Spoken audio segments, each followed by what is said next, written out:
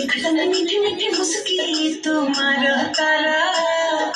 टुक टुक वैसे काहे निहारा तारा देखता मैं मीठी मीठी मुस्की तुम्हारा तारा टुक टुक वैसे काहे निहारा तारा काफी गुंजन तो मन में सांवरिया हटे हटावा लेना हटे ना जानिया जन्मारे जन्म सॉरिया मन का